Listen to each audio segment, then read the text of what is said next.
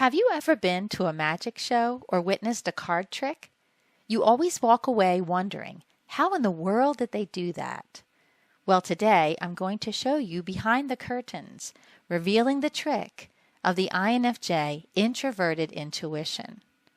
Imagine yourself at a magic show where the magician is performing a card trick. The magician knows exactly what's going on. He is the master. He has pulled all the right cards. The audience doesn't know what the master knows. They are literally in the dark as to what he will do. He does his thing and then shows the trick. The audience gasps. "Aha!" they say. "It's magic! How in the world did he do that?" My INFJ friends, we all possess an inner magician. It is called intuition, introverted intuition. NI is the magician. We are the somewhat oblivious audience. I guess to explain the magic of intuition, I have to demystify it a little bit. Explaining it almost takes a bit of the luster and glow off of it, but an explanation is necessary to understand. And we want to understand intuition, don't we? We want to understand our process. I'm just here to put it into words for you. I get a certain type of comment on a regular basis. Inevitably, the commenter shares that what I spoke on in a certain video is, amazingly, something they had been considering, or perfect timing. It can't be random, right? It happens way too often. And I always answer the same. You knew you were looking for it. It has more to do with our inner world than the outer. It happens when we are deeply considering something, maybe even unconsciously, but it's still being worked on nonetheless. We see this thing, that thing, other things, which all seem to be in some kind of universal cahoots that we need to pay attention. Quite simply stated, I believe our unconscious is personalizing what we are seeing and pulling from it what it needs to make a conclusion. It looks like this magical thing, the world conspiring to drop just the right piece or pieces of information in our lap. And it's not this. However, it is magical. It is our intuition doing its thing.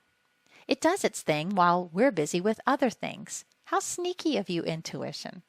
And when everything comes together, therein lies the aha magic. Day to day, we accumulate data over time which gets filed away. The cards in the magic trick are the data, the pieces of information which the magician has to shuffle, or in terms of intuition and thinking, to process. After so much data has been entered, a hunch is formed. Then the research begins to verify this perceived outcome. At this point, there are two ways this can go. A hunch which leads to a solid, correct conclusion, or a hunch which leads to an incorrect conclusion. Let's focus on what could go wrong first. You watch one video about, let's say, carrots. Suddenly, carrot videos keep being recommended to you, and you wonder, why? Thing is, you forgot you watched the initial video. You're so busy focusing on the carrot, the object. And instead of allowing your inner process to work on its own, because that is a more mystical thing, especially to us, instead of allowing that, you focus on what's happening outside. Carrots? What does this mean? What meaning do carrots have for me? Then you go off down the rabbit trail, actively searching and looking for evidence of the meaning of the appearance of carrots in your life. And this is the worst thing you can do, because by forcing meaning, you actually impede the intuitive process's ability to work. You will force a meaning that doesn't belong. And this is where we go wrong in our conclusions, especially in immaturity, or especially when we really desire a certain outcome or conclusion. When you do not suspend your disbelief in the magic trick, when you try to analyze what is going on, you will inevitably fail. It sounds absolutely insane, I know, but you must suspend your disbelief in the magic trick to reap its rewards. Let the inner magician, the intuition, do its thing. Believe in it and enjoy the trick. I think mistakes come when we have too much of an attachment to the outcome. Again, it starts with a hunch, meaning a work in progress. It is not a conclusion just yet. Be patient in drawing conclusions. They will come. This is a very funny example, but I will use it to prove my point. As a young girl, one way in which I was forcing intuition had to do with romantic attraction. In 6th grade, and I remember this because I wrote it all down, how intuitive of past me to help future me. In 6th grade, I had a dream about a boy in my class. In the dream, I was in love with him. I woke up and bam, conclusion, I was in love with that boy. And since I had drawn that conclusion, obviously based on no information whatsoever, I didn't even know him, had never spoken to him, I went looking for proof that it was meant to be.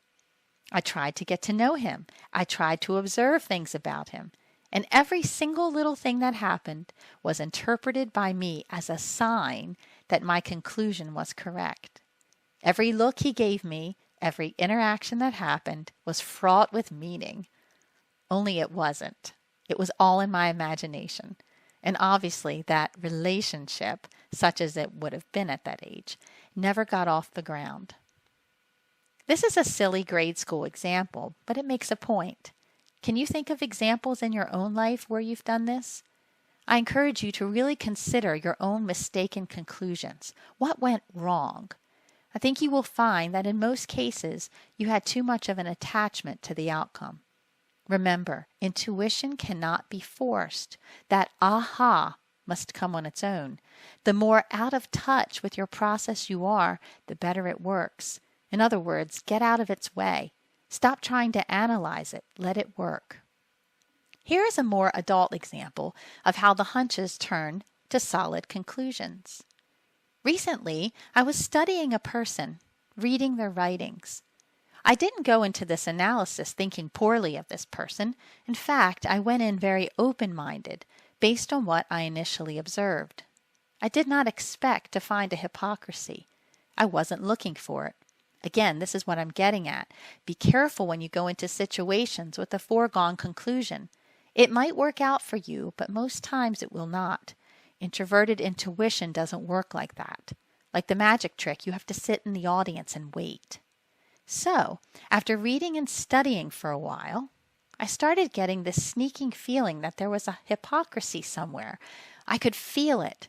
And remember, feelings are extremely valid. But to make intuitive conclusions, they must be processed through thinking. Sometimes it pans out and sometimes it doesn't. But be open to exploring them. More importantly, be honest in exploring them.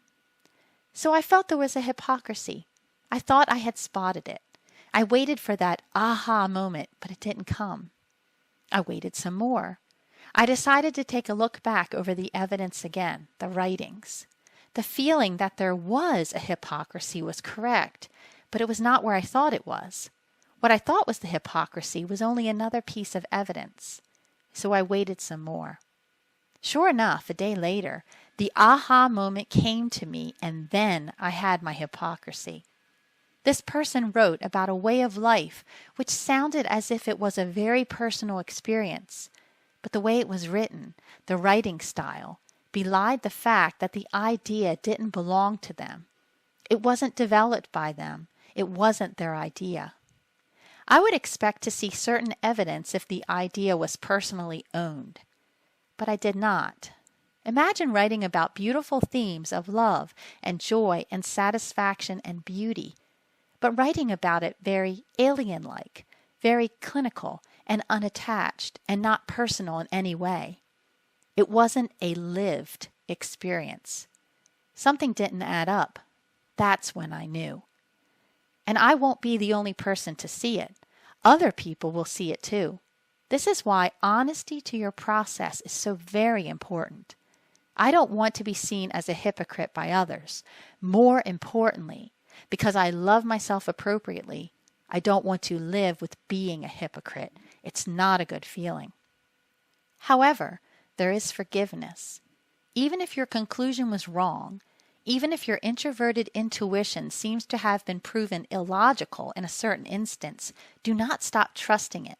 This is important. And do not dig your heels in even more. Admit you were wrong. Admit you were forcing a conclusion. Use it as a growth point. Realize you went astray somewhere and try to figure out why. In many cases, you will find there was an emotional attachment to the conclusion when there should have been a rational one. This is where those critical thinking skills come in handy.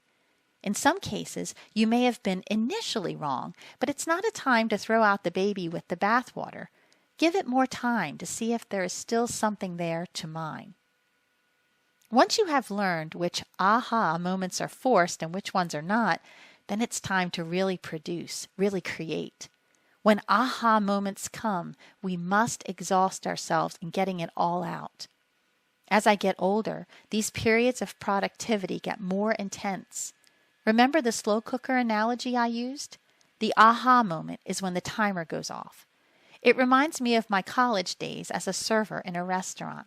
The cooks in the kitchen would put our customers' meals on the ledge, and they'd yell, "Meals up!"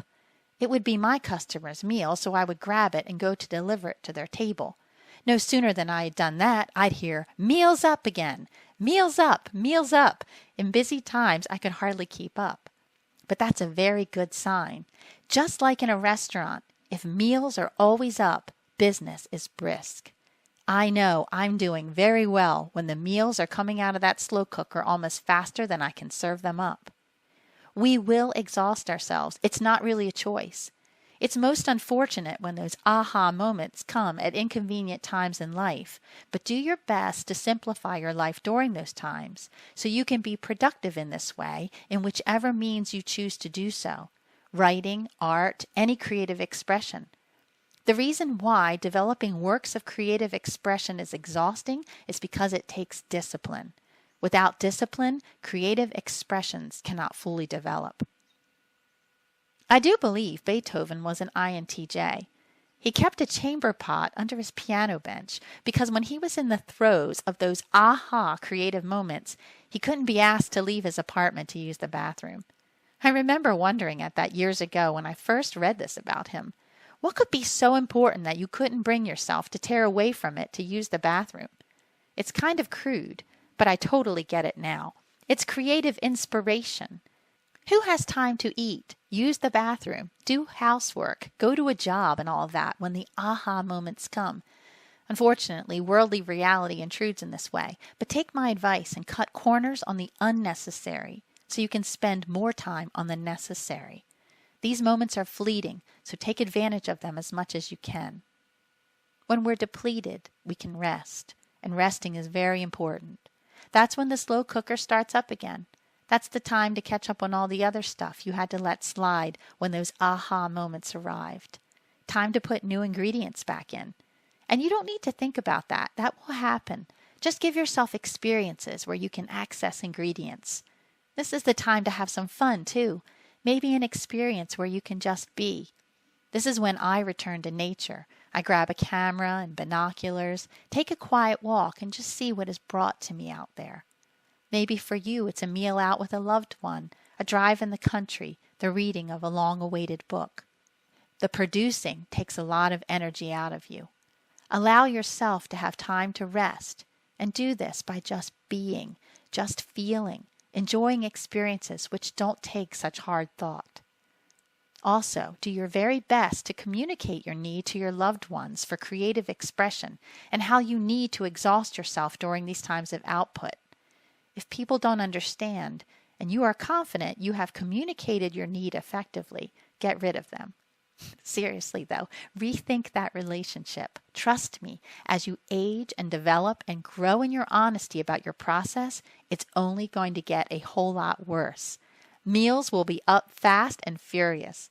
Meals were definitely served up in my younger years, but now the restaurant is thriving. I know what a good meal looks like. If you honestly partner with your introverted intuition, it will thrive for you too. P.S. Be wise in knowing when to trust your intuition, but leave something there for some fun private moments between the two of you. I understand the magic trick now, but sometimes intuition likes to have a last laugh and keep me guessing. It reconnects me with the innocence in it, the wonder, and yes, I said it, the magic.